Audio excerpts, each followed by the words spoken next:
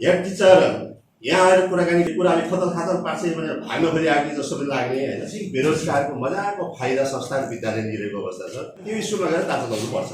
बच्चाहरू जिन्दगी बर्बाद गर्ने होइन क्या, राम्रोसँग पढाउनु पऱ्यो नि त। अब उहाँ किन हुन सक्नु भएन भने दुईवटा कारण छन्।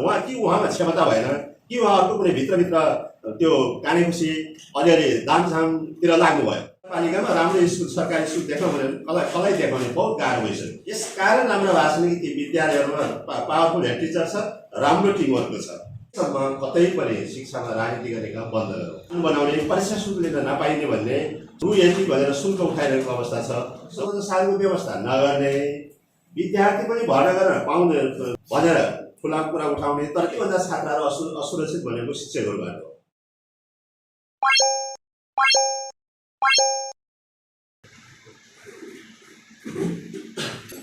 यो वातावरणको सिर्जना गर्ने, इन्स्पायर गर्ने काम त उहाँले गर्नुभयो। आज म पनि करिब 8-10 महिना भइसक्यो बोलपुर बेला बेलामा धाउन थालेको। यति रमाइलो वातावरण, सबै तहका विद्यार्थीदेखि शैक्षिक नेतृत्वसम्मका मान्छेहरू हामी एकै ठाउँमा बसेर आज यहाँका समस्याहरूको बारेमा लाकुसारी गर्दैछौँ, शिरफार गर्दैछौँ। यो वातावरण तपाईँहरूले सिर्जना गर्नुभएको विद्यार्थी साथीहरूको हार्दिक आभार व्यक्त गर्न चाहन्छु। थुप्रै कुराहरू उठेका छ, एकदम मेरो सबै कुरोमा सहमति छ। जस्तो विद्यार्थी सङ्गठनले धेरै कुराहरू उठाउनु भएको छ, शिक्षकले राजनीति गरेको छ, एकदमै राजनीतिले बिगारेको हो। राजनीतिले कर्मचारी चलाउने, राजनीतिको पछि एकदमै चिनिने गरी शिक्षक लाग्ने, अनि हामी शिक्षकप्रति शासन कसरी गर्ने जब उसले हामीप्रति नजानिने तरिकाले शासन गरेर आउँछ। म धेरै ठाउँमा जिल्ला शिक्षा अधिकारी हुँदाखेरि सुरुमा त्यहाँ भेट गर्न जाँदा सर हजुरको सरुवामा हाम्रो ठुलो हात छ है, हामीले माथि ठुलो पहल गऱ्यौँ भनेर एउटा शिक्षकको ग्रुप आउँछ। त्यो प्रति त्योसँग मैले कसरी शासन गर्ने, उसले त मेरो ठुलो गुण लगाएको छ भन्ने जस्तो आशय सुरुकै भेटघाटमा हुन्छ। त्यसै यो राजनीतिबाट कसरी अन्त गर्ने हो त्यसलाई सोच्नुपर्छ। म जहाँ शिक्षा योजना यताउता बनाउनुतिर लाग्छु, सकेसम्म कतै पनि शिक्षामा राजनीति गर्ने काम बन्द गरौँ। अहिले पनि यहाँ स्वयंसेवक शिक्षकको अनुदानमा जाने शिक्षकहरूको बारेमा हामी कार्यविधि बनाउँदैछौँ। त्यहाँ राजनीतिको रह पनि त्यहाँ कतै भेटिनु हुँदैन। त्यस्तो प्रकारका स्वच्छ छवि भएका कतै पनि सदस्यता गालिएका मान्छेहरू त्यहाँ हुनुपर्छ भन्ने आशयका कुराहरू राख्ने काम सुरुवात गरेका छौँ। अब कसरी पारित हुन्छ होइन, त्यसकै जग्गाको कुरा उठाउनु भएको छ, एकदम ठिक छ। त्यसपछि यो पाठ्य पुस्तक बेला बेलामा परिवर्तन भइरहने, एम सर यही हुनुहुन्छ। हामी यसपालि पहल पनि गरेको हो, पहल त्यति राम्रोसँग सशक्त रूपमा कार्य हुन सकेन कि भन्ने मलाई आभास भइरहेको छ। निर्णय बकाइदा छ, माघ महिनातिर हामीले निर्णय गरेका छौँ कम्तीमा 3 वर्ष एउटा पाठ्य पुस्तक पढ्न पाऊँ। मैले पढेको किताब मेरो बहिनीले पढ्न हुने, बहिनीको पछि आज भाइले पनि पढ्न हुने भने त्यो एकैपटक च्यातिहाल्ने किताब कस्तो किताब छापेको छ, एकपटक हेरौँ, क्वालिटी बनाऊँ र 3 वर्षसम्म त पढाउँ भन्ने प्रकारको कुरा एकदम बहसको रूपमा आएछ। नगर प्रमुखकै चासोको विषयकै कारणले कुरा उठेको थियो। कार्यान्वयन कसरी भयो है, शिक्षकको श्रम शोषण अलिअलि भएकै हो। अब म त भन्छु एम सरहरू यहाँ आउनुहुन्छ, यहाँ एकदम शैक्षिक बेरोजगारको मजाको फाइदा संस्थान विद्यालय दिइरहेको अवस्था छ। बेरोजगार छन्, अब के गर्ने, घरमा श्रीमान जागिर खान्छ, श्रीमती पनि अलिअलि पढाएको छ, बच्चा पनि त्यही बोर्डिङ जान्छ, अनि यताउता गऱ्यो 4000 भए पनि हुन्छ। त्यहाँ मलाई यसो टाइम पासै गर्न गाह्रो भयो भनेर सुरु हुन्छ। यता फेरि विद्यार्थी साथीलाई खबरदार शुल्क दिन उठाउन पाइन्छ भन्ने हिसाब किताब सबै हिसाब त्यो सरकारी मागअनुसार नै तलब दिने हो भने त मलाई लाग्छ त्यो फाउन्डरले भोगै बस्नुपर्ने अवस्था पनि होला। त्यो सबै व्याख्या विश्लेषण गर्दाखेरि होइन, त्यो उहाँहरूसँग छुट्टै बसेर फेरि त्यो कुरा गरौँला। त्यसपछि यो एकदमै यो ट्युसन सेन्टरहरू वास्तवमा हामीले त्यसलाई निगरानी गर्न सकेनौँ कि यो शिक्षकलाई तालिम दिने कि के अरे यो छात्रहरूलाई तालिम दिने, सुरक्षाका हिसाबले तालिम दिने भन्ने कुराहरू गर्नुभयो। सबैभन्दा छात्रहरू असुरक्षित भनेको शिक्षकहरूबाट हो मलाई जहाँसम्म लाग्छ। अरू छैन त्यहाँ। अब त्यस्ता त्यो वक्र दृष्टि राख्ने, आफ्नै नानीहरू शिक्षामा पढ्ने, आफै नै छोरीहरू मान्छे नै वक्र दृष्टि राख्ने स्वभावका शिक्षकहरूलाई कता पनि कतै देख्ने बित्तिकै एकदमै शून्य सहनशीलता अपनाउने हो कि होइन, त्यो प्रकारले पनि हामी जानुपर्छ। पुरै कक्षाबाट गलत त्याएर त्यसलाई फेरि फर्कन नपाउने पर्ने गरी त्यो वातावरण तयार पार्नु, जसले गरे पनि त्यसलाई एकदम स्याबासी दिने किसिमको वातावरण तयार पार्ने हो। यसको मतलब सजाय दिने हकमा जसले जे गरे पनि ठिक छ, एकदम राम्रो गरेको छ, भन्ने प्रकारले भन्ने हो कि अब अघि सरकारी स्कुलको कुरा के अरे बालबालिकालाई सरकारी पढाउने भन्ने कुरा एम सरले भनिसक्नु वास्तवमा बाल अधिकारको कुरा पनि छ। म सरकारी जागिरमा छु, सरकारी विद्यालयमा छु, मेरो बच्चा त्यहीँ पढ्नुपर्छ भनेर त्यो बच्चालाई प्रेसर दिन थाले। उसले फेरि मन पराएको साथी, मन पराएको शिक्षक सबै निजीमा रहेछन् भनेपछि ऊ त मरिहत्ते गर्छ, म त्यही स्कुल जान्छु भनेर। कतै बाल अधिकारको कुरा पनि हुने हो कि अब मरिहत्ते बनाउने बरु सरकारी स्कुललाई आउँ जा भन्ने प्रकारको वातावरण बनायो भने लाग्छ त्यो भन्नै पर्दैन, बच्चाहरू आइहाल्छ सरकारी स्कुलमा। र के अरे संस्थान विद्यालयले ठुलो काम गरेको छ भन्ने कुरा एम सर लगायत हामी सबैले बुझेको कुरो हो। म अस्ति बनगाडतिर गएँ, बनगाडको त्यो नगरपालिकामा 65वटा सरकारी स्कुल छन्, 4-5वटा संस्थान विद्यालयहरू छन्। अब त्यसले 65वटा स्कुल हेर्दाखेरि ठुलो खर्च गर्नुपर्ने रहेछ। यहाँ हेर्दा यहाँ 65को हाराहारीमा त संस्थागत पुगिसके, 30को हाराहारीमा सरकारी छन्। हामी लगानी गर्ने कम पर्ने भएको छ। सोझै हेर्दाखेरि पनि संस्थागत विद्यालयबाट सपोर्ट नभएको होइन। शैक्षिक हकको हामी कुरा हान्दैछौँ, शैक्षिक हकको यो कुरा अगाडि बढाउनमा पनि सरकारी स्कुलभन्दा संस्थागत स्कुलले गरेको योगदानको कारणले यो छलफल आएको हो कि भन्ने मलाई लाग्छ। त्यसैले यो सकारात्मक पक्षलाई, संस्थागत विद्यालयको राम्रो पक्षलाई हामी कम मूल्याङ्कन गर्न मिल्दैन भन्ने मलाई लाग्छ। र कुरा गर्दै जाँदा निःशुल्क शिक्षाको कुरा छ है। निःशुल्कलाई राम्रोसँग बुझ्नुपर्ने छ हामीहरूले। निःशुल्क शिक्षा यो हाम्रो संविधान 2072मा आएपछि कक्षा 8सम्मको अनिवार्य गर्ने र माध्यमिक तहसम्म निःशुल्क, 12सम्म निःशुल्क गर्ने भन्ने कुराहरू आयो। त्योभन्दा पहिला पनि निःशुल्क शिक्षा हाम्रो के अरे ऐनमा थियो। त्यसपछि 73 सालतिर 8औं संशोधन भयो शिक्षामा। 8औं संशोधन त्यो दफा 16 को घमा के लेखेको छ भनेपछि माध्यमिक तहसम्मको शिक्षा निःशुल्क हुने र आधारभूत तहसम्मको शिक्षा अनिवार्य निःशुल्क दुइटै हुने भनेर लेखेको छ है।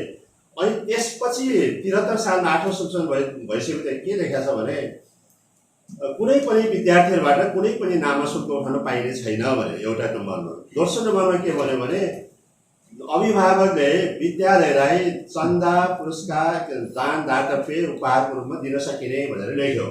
त्यसपछि अर्को कुरामा तल के लेख्यो भने नेपाल सरकारले अनिवार्य र निःशुल्क शिक्षा कार्यान्वयन गर्नको लागि आवश्यक स्रोत र साधनको व्यवस्था गर्नेछ भनेर पनि लेख्यो। अब यहाँ समस्या के भने आवश्यक स्रोत र साधनको व्यवस्था नगर्ने, विद्यार्थी पनि भर्ना गर्न पाउँदैन। म सक्दिनँ भने किन नपाइने, हाम्रो सरकारी स्कुलमा नपढेको विद्यार्थी कहाँ पढ्न जाने भर्ना हुन भनेर ठुला कुरा उठाउने। तर त्यसो भइरहेको छ भने के क्वालिटी दिउँ, ठिक 30 जना, 40 जना, 50 जना विद्यार्थी कक्षामा राखौँ, हाम्रो शिक्षकले पनि भ्याउँछ, हाम्रो आम्दानी पनि भ्याउँछ, राम्रोसँग पढाउँ, यी बच्चाहरू राम्रो आउनु भने ध्येय उसको हो। फलानुको बच्चा यहाँ कुनै हालमा पनि भर्ना गरिदिन भन्ने ध्येय उसको होइन। तर अवस्था उसको त्यो छ, पूर्वाधार छैन, शिक्षक छैन, म आज भर्ना बन्द भयो भनेर भन्नुपर्ने अवस्था पनि छ शिक्षक विद्यालयको। अब एकातिर त्यसो भनेको छ है, अर्कोतिर 4वटा शिक्षा निःशुल्क शिक्षा सम्बन्धी अर्को ऐन पनि छ। त्यो ऐनले के भन्छ भने 4वटा कुरामा शुल्क लिन पाइन्न भन्छ। एउटा भर्ना शुल्क, मासिक शुल्क, परीक्षा शुल्क र पाठ्य पुस्तक बाबतको शुल्क। यो 4वटा शुल्क लिन पाइन्न भनेर किटान गरेको छ। अब किटान गर्दै पनि यहाँ तल फेरि शिक्षा ऐनले के भन्यो भने आवश्यक स्रोत साधनको व्यवस्था गरेका छैन। हामी त अनुमति पत्रको भरमै स्कुल चलाएका धेरै स्कुलहरू छन्, केही पनि दिएको छैन अनुमति पत्र। ल तपाईँलाई कक्षा 2 को, कक्षा 5 को, कक्षा 9 को सञ्चालन गर्न अनुमति दिएको छ भन्छ, न शिक्षक दिन्छ न अरू कुनै साधन स्रोत दिन्छ, त्यस्तो अवस्था छ। त्यसलाई साधन स्रोतको व्यवस्था नगर्दासम्म सरकार चुप्प लागेर बसेको कारण त्यो हो। र हामी पनि त्यो यहीँ हाम्रो सिमाना जोडेको भाटन पूर्व स्कुलमा एकपल्ट गएको थिएँ, म अलिकता त्यो घटना सुनाएँ। स्कुलमा जाँदाखेरि त्यो राजेन्द्र थारू भन्ने एकजना सर, अङ्ग्रेजी सर हुनुहुँदो रहेछ, क्लासमा बसेर कक्षा अवलोकन गर्नुपर्ने अवस्था आयो। अनि उहाँले सुरुमै के भन्नुहुन्छ भने आज के विषय पढ्ने भन्नुहुन्छ। के विषय म त अचम्मै लाग्यो। हरेक शिक्षकको क्लासमा जाँदाखेरि के पाठ पढ्ने भन्नेबाट कुराहरू सुरु हुन्थे, के विषय पढ्ने भन्नुहुन्छ। अनि सर अहिले त सामाजिक हो भनेर विद्यार्थीले भने, सामाजिक भए पनि ठिकै छ, आज मेरो मेजर विषय अङ्ग्रेजी हो, सर पनि आउनु भएको छ कक्षा अवलोकन गर्नु, म अङ्ग्रेजी पढाउँछु आज है भनेपछि यस सर भन्ने सरले अङ्ग्रेजी पढायो। पछि के त अब तपाईँ त नयाँ क्वेसन सोध्दै हुनुहुन्छ बच्चालाई भनेर कक्षाबाट बाहिरिसकेपछि उहाँसँग कुरा गरेँ। सर 5-6वटा विषयमै पढाउँछ त, अनि के विषय भने त के पाठ भने त कुनै छैन, के विषय भन्नुपर्ने हो। म सामाजिक पनि पढाउँछु, स्वास्थ्य पनि पढाउँछु, म्याथ साइन्सको टिचर थिए र साइन्सको टिचर यहाँभन्दा 25,000 बढी पाएर अन्यत्र गइहालेँ, त्यो विषय भने मै पढाउँछु। अनि विषय त भन्नै त पऱ्यो त सर। भने त्यही स्कुलमा पनि 1 रुपियाँ दिन पाइन्न भनेर जानकी गाउँपालिका लगायत सबै मान्छेहरूले 1 रुपियाँ उठाउनु दिएको अवस्था छैन भने हाम्रा विद्यालय अब त्यो त्यसरी पढाउनु भन्दा त त्यो स्कुलमा मतलब शिक्षा शाखा होइन त्यो स्कुलमा गएर तातो लाउनुपर्छ। बच्चाहरू जिन्दगी बर्बाद गर्ने होइन क्या, राम्रोसँग पढाउनु पऱ्यो नि त। राम्रोसँग पढाउनु एउटा शिक्षकले माविको ठेका लिएको छ, अब त्यो सबै विषय पढाउँछु भन्छ। धेरै स्कुलहरूको कथा व्यथा यस्तो छ है। म त आज के भन्छु भने साथीहरू, यो परीक्षा शुल्क लिन पाइन्न भन्छन् माध्यमिक तहसम्म। हाम्रो राष्ट्रिय परीक्षाको कोड पनि यहीँ छ।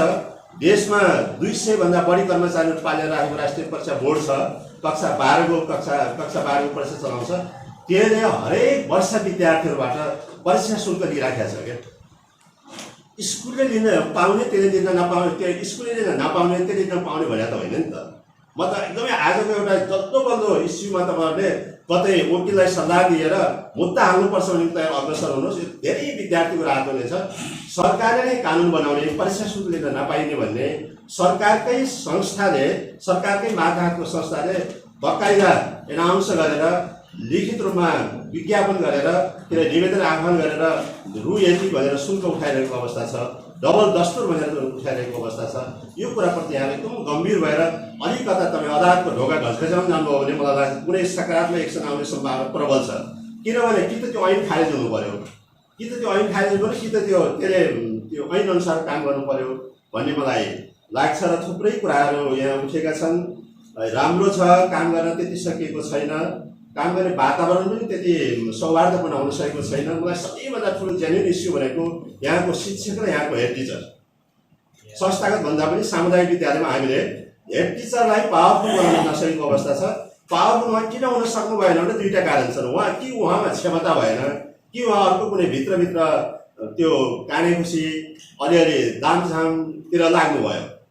त्यही कारणले पावरफुल, कोही मान्छे पावरफुल छ र भने उसले आफ्नो स्कुल जति पनि तपाईँहरू संस्था नमुना विद्यालय भन्नुहुन्छ, नमुना विद्यालयहरू यस कारण राम्रो भएको छन् कि ती विद्यालयहरूमा पावरफुल हेड टिचर छ, राम्रो टिमवर्कको छ र विद्यालय व्यवस्थापन सबैले उसले जे भन्छ त्यही काम गरिरहेको अवस्था छ, सपोर्ट गरिरहेको अवस्था छ। तर हामी कहाँ हेड टिचर यहाँ आएर कुराकानी गर्दा खुलेर कुराकानी गरेर डराउने, सर सन्चै हुनुहुन्छ भने यताउता म एउटा सानो काममा ल्याएर केही कुराले खतल खातल पार्छ भनेर भाग्न खोली आएको जस्तो पनि लाग्ने होइन। त्यो प्रकारले हेडमास्टरी कसरी चल्छ हो। हामीले अहिले कोलपुर नगरपालिकामा राम्रो स्कुल, सरकारी स्कुल देखाउँ भने कसलाई देखाउने बहुत गाह्रो भइसक्यो। शैक्षिक हबका कुरा गर्दैछौँ। शैक्षिक हब के हो भनेर पनि अघि तपाईँ यसरी उठाउनु भएको थियो। तर सबै विद्यार्थीहरू, अरू हाम्रो पालिका बाहिर अन्यत्रका पालिकाका मान्छेहरू, अन्यत्रका जिल्लाका प्रदेशका मान्छेहरूलाई पनि यहाँ राम्रो छ भनेर विद्यार्थीहरू आकर्षित हुन थाल्यो भने मलाई लाग्छ शैक्षिक हब भनेको त्यस्तै होला क्या। बाहिर सबै सामान्य तरिकाले बुझ्ने भाषा भनेको शैक्षिक हब नभएको होइन, हुनेछ। हाम्रा सरकारी स्कुलमा पनि कतिपय बाहिरबाट आएका छन्, संस्थागत विद्यालय पनि बाहिरबाट आएको अवस्था छ। तैपनि क्वालिटी एजुकेसन दिन सकेका छौँ कि छैनौँ। अस्ति हामीले भिजन कम्पिटिसनका कुरा गर्दाखेरि भिजन थुप्रैका भिजन यहाँ पेपरहरू अध्ययन गरियो। त्यहाँ लेखिएको के छ भने प्राविधिक शिक्षालाई फोकस गरिएको छ। धेरै भिजन लेख्ने मान्छेहरूले प्राविधिक शिक्षालाई फोकस गरेको अवस्था छ। प्राविधिक पनि यस्तो हुनु पऱ्यो कि नैतिकता र इमान्दारिता सहितको प्राविधिक हुनु पऱ्यो क्या। म त सधैँ भन्छु, असार साउन लाग्यो भनेपछि अख्तियारको हिरासत इन्जिनियरहरूले भरिएको हुन्छ क्या। त्यस्तो प्राविधिक शिक्षा किन चाहियो भने सुर्खेतमा काम गर्दाखेरि एउटा सिटिबिटीको एक्जाम हेर्न गएको म 5-7 दिन एउटा हलमा बसेँ, परीक्षा हलमा। बच्चा विद्यार्थीहरू परीक्षा दिएर मुख कलम च्यापेर बसिरहेको छ, लेख्दैन। ए साथीहरू लेख्नु न, तपाईँ यो तरिकाले त टाइम पास त भयो, म त आज आधा घन्टा बस्ने सम्भावना छ, तपाईँ यो तरिकाले हुन्छ भन्दाखेरि सर केही फरक पर्दैन, लगानीकर्तालाई 1 लाख रुपियाँ बुझाइएकै छ, संस्थालाई पास भइहाल्छौँ, पास भए पनि यहाँ बस्ने होइन, हामी त विदेश जाने हो भन्छ। अब त्यस्तो किसिमको प्राविधिक शिक्षा दिएर के गर्ने हो हामीले? प्राविधिक शिक्षा पनि विवेक, नैतिकता, इमान्दारितासँगलाई हामीले फ्युजन गरेर प्राविधिक शिक्षा दिन सक्यो भने राम्रो हुन्छ भन्ने लाग्छ। तपाईँहरूसँग बेला बेलामा यसरी नै बस्नुपर्छ, बस्ने वातावरण बनाउनुपर्छ। म शिक्षा शाखालाई पनि अनुरोध गर्न चाहन्छु र विशेष गरी नगर प्रमुखको पनि के गरौँ भन्ने भावना छ। बेला बेलामा यो के गर्ने होला, यसो के गर्ने होला भन्नुहुन्छ। अब फेरि एकदमै त्यो जोस जागरका साथ अगाडि बस्ने किसिमको हाइहाइको वातावरण नहुने क्या। फेरि के गर्न थाल्यो, यो खबरदार है भन्ने कुरा पनि कतै आउँछ कि मेरो साथ अब आफै भन्नु होला होइन। अलिक गाह्रो हुने, एकदमै राइट कामलाई राइट छ भनेर अगाडि बढ्ने मान्छेहरूको बोल पनि अभाव आएको हो कि होइन हामी आफ्ना गुनासोजनतिर लागिरहेका छौँ कि भन्ने पनि लाग्छ मलाई। मैले आफ्नो कुरा राख्ने यो अवसर दिनुभयो, धन्यवाद। मेरो कुरा यहीँ अन्त गर्न चाहन्छु।